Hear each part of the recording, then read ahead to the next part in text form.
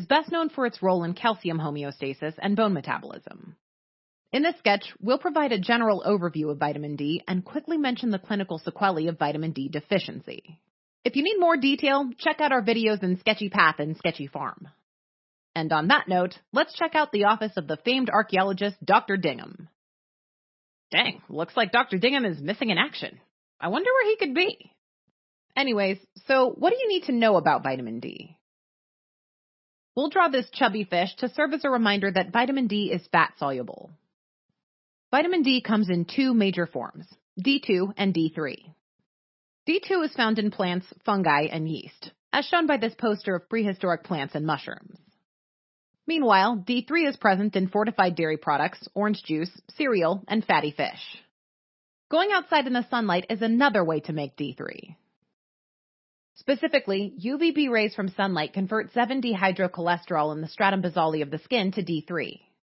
Before vitamin D can start working, we'll first need to activate it in the liver and kidneys. The liver catalyzes the first hydroxylation step, converting D2 and D3 to 25-hydroxyvitamin D, the main storage form. Then, 1-alpha-hydroxylase, present in the kidneys, adds another hydroxyl group to generate the activated 1,25-dihydroxyvitamin D. For more details, check out Sketchy Farm. Okay, let's go over why vitamin D is important.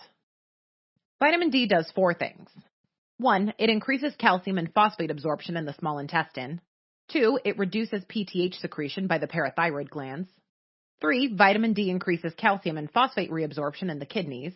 And 4, vitamin D promotes bone mineralization and resorption depending on how much is available.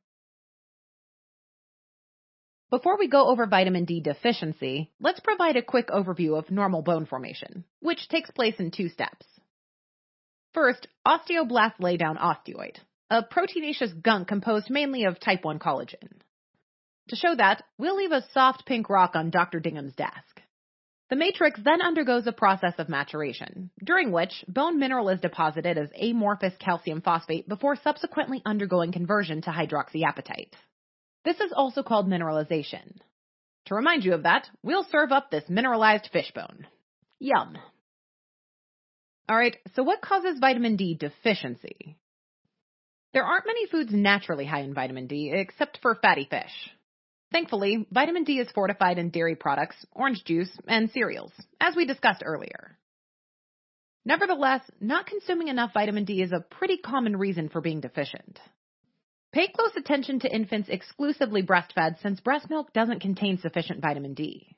Therefore, all infants should be taking a vitamin D supplement.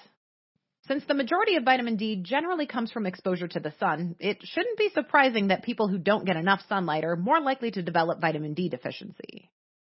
Hey, who closed that window shade? Anyways, people with darker skin tones are also more susceptible to vitamin D deficiency. Pigmented skin has higher concentrations of melanin, which provides some natural protection against sun damage, but at the expense of producing less D3. We'll draw this cracked liver fossil to illustrate advanced liver disease, another cause of vitamin D deficiency due to reduced production of 25-hydroxylase, which catalyzes the first step of vitamin D activation. Similarly, chronic kidney disease can cause vitamin D deficiency due to decreased production of 1-alpha-hydroxylase, which catalyzes the final step of vitamin D activation.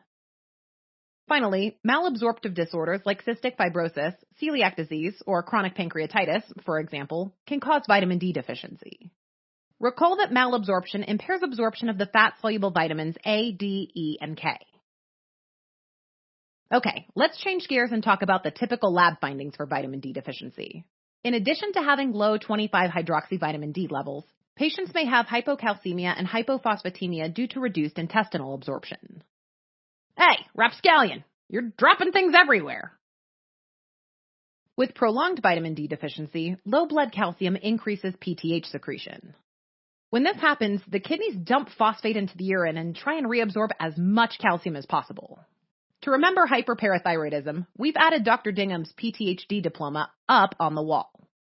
If these patients don't get started on vitamin D ASAP, their bones will begin to demineralize and they'll be left with soft, weak bones that can easily break. On that note, let's quickly mention some bone disorders associated with severe vitamin D deficiency. We'll start with rickets, which affects kids. The problem with rickets is defective mineralization of cartilage at the growth plates. As a result, growth plates become wide, thickened, and irregular. To illustrate rickets, we've made this chair extra rickety. Careful there, Junior. For more on rickets, visit the Natural History Museum in Sketchy Path. Vitamin D deficiency can also cause osteomalacia, a bone disorder that primarily affects adults. Osteomalacia is characterized by decreased mineralization of the new osteoid on trabecular surfaces, resulting in accumulation of unmineralized matrix. To remember osteomalacia, we'll add this map of Malaysia. Again, we'll save the details for later in Sketchy Path. Alright, so what happens when you take too much vitamin D?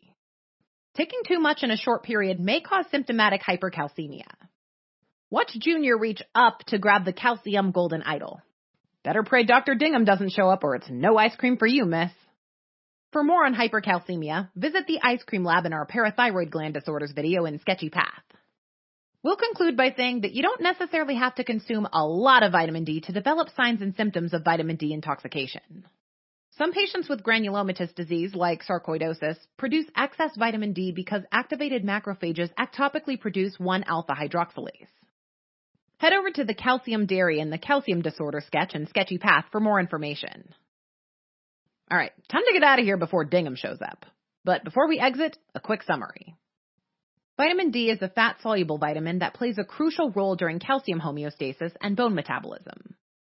Vitamin D comes in two main forms, D2 and D3. The major sources are plants, fatty fish, fortified foods, and sunlight. The liver and kidneys are important for activating vitamin D.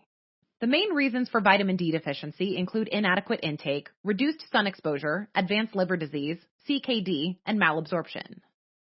Infants exclusively breastfed and people with dark skin are more likely to develop vitamin D deficiency. The characteristic lab findings for vitamin D deficiency are hypocalcemia, hypophosphatemia, and hyperparathyroidism.